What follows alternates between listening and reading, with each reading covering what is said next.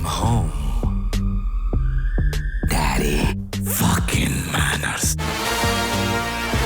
তো ফাইনালি চলে এসেছে রকিং স্টার ইয়াশ অভিনীত টক্সিক সিনেমার টিজার। কেমন ছিল টিজারটা, আদৌ কি জমাতে পেরেছে? কেন এই সিনেমার জন্য 3 বছর সময় লেগে গিয়েছে? সিনেমাটার মধ্যে কি ইয়াশের ডাবল রোল হবে? সো এই সমস্ত প্রশ্নের উত্তর খুবই ডিটেইলে আজকের এই ভিডিওতে পেয়ে যাবেন, তাই ভিডিওটা শেষ পর্যন্ত অবশ্যই দেখবেন। ভিডিও শুরু করার আগে কাইন্ডলি ভিডিওতে লাইক আর চ্যানেলটা সাবস্ক্রাইব করতে ভুলবেন না। তাহলে চলুন এবার ভিডিও শুরু করি।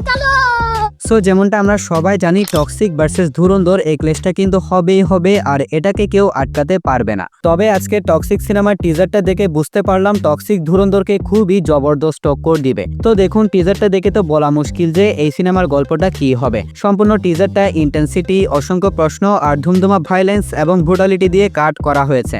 স্টেপ বাই স্টেপ যদি বলি, তাহলে এই টিজারে যে সিনেমাটোগ্রাফি ভিজুয়াল দেখানো হয়েছে সেটা আসলে হলিউড মানের হয়েছে, এবং এই ধরনের ডার্ক সিনেমাটোগ্রাফি রাখার কারণ হলো টক্সিক সিনেমার মাধ্যমে এই সিনেমার টিম এবার প্যান ইন্ডিয়া নয়, আন্তর্জাতিক বাজারকে টার্গেট করেছে, যার কারণে তারা এই সিনেমাটাকে ইংলিশ ভাষাতেও শুট করেছে। যে সিনেমাটোগ্রাফি বা ভিজুয়াল এখানে দেখানো হয়েছে সেটা পার্সোনালি আমার কাছে বেশ ভালোই লেগেছে। আর এমন সিনেমাটোগ্রাফি, এমন ভিজুয়াল কিন্তু এর আগে কখনো ইন্ডিয়ান সিনেমার ক্ষেত্রে দেখা যায়নি। নেক্সট যে বিষয়টা টিজারে সবচেয়ে বেশি হাইলাইট করেছে সেটা হচ্ছে অ্যাকশন এবং ভায়োলেন্স। সম্পূর্ণ টিজারটার মধ্যে অসংখ্য অ্যাকশন সিকোয়েন্স রাখানো হয়েছে, আর নর্মাল কোনো অ্যাকশন সিকোয়েন্স নয়, পুরো ব্রুটাল লেভেলের অ্যাকশন সিকোয়েন্স, যা এটাই বুঝিয়ে দিচ্ছে যে এই সিনেমার মধ্যে কোন লেভেলের অ্যাকশন থাকবে। তাছাড়া এখানে কিন্তু আগের টিজারটার মতোই বেশ বোল্ড সিন রাখা হয়েছে, সেগুলা কয়েক সেকেন্ডে। যদি আপনি পজ করে না দেখেন তাহলে খেয়াল করা মুশকিল। রোজা রমজান মাস ভাই, তাই আমি এগুলা দেখাচ্ছি না। যদি আপনার দেখার ইচ্ছা থাকে তাহলে আপনি টিজারটাই গিয়ে দেখে আসেন। নেক্সট এই টিজারের সবচেয়ে বড় হাইলাইট পয়েন্ট হচ্ছে ইয়াশের লুক এবং শেড। এই ছোট টিজারটার মধ্যে ইয়াশকে দুইটা আলাদা ক্যারেক্টারের 3টা শেডে দেখা গিয়েছে। প্রথমে যদি ক্যারেক্টারের কথা বলি, তাহলে কিন্তু সোশ্যাল মিডিয়ায় এই ব্যাপারটা নিয়ে এখন প্রচুর চর্চা হচ্ছে।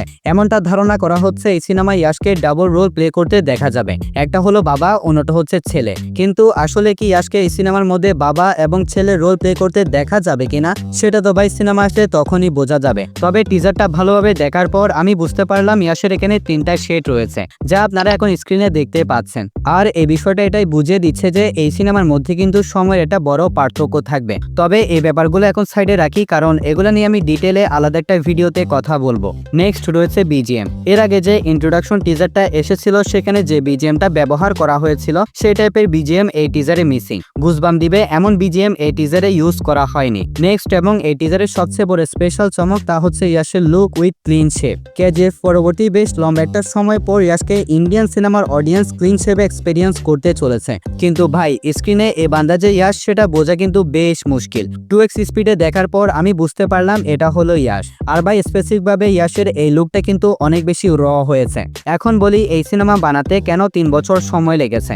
যেমনটা আপনারা এতক্ষণ পর্যন্ত শুনেছেন, টিজারটাও দেখেছেন, এই সিনেমায় বা এই টিজারে ইয়াশের 3টা লুক রাখা হয়েছে। তাছাড়া এই সিনেমার জন্য ইয়াশ কিন্তু নিজের বডি ট্রান্সফরমেশনও করিয়েছেন। মূলত এই সমস্ত কারণেই এই সিনেমা বানাতে 3 বছর সময় লেগে গিয়েছে বলে আমার মনে হয়। বাকি এই সিনেমার মধ্যে ইয়াশের ডাবল রোল হবে এটা অনেকটাই কনফার্ম। টিজারটার জমানোর কথা যদি বলি, তাহলে ভাই এটা পুরাই জমিয়ে দিয়েছে। ধুরন্ধর ভার্সেস টক্সিক এই ক্লেশটাও যে জমে যাবে এটা তো শিওর। সো ওভারঅল টক্সিক সিনেমার এই টিজারটা আমার কাছে বেশ ভালোই লেগেছে। আপনার কেমন লেগেছে সেটা কমেন্টে জানাবেন। আর টিজারে লুকিয়ে থাকা হিডেন ডিটেল সম্পর্কে যদি ভিডিও দেখতে চান তাহলে সেটা কমেন্টে জানান। আমি অবশ্যই আমার পরবর্তী ভিডিওতে সেই সম্পর্কে আলাপ আলোচনা করব।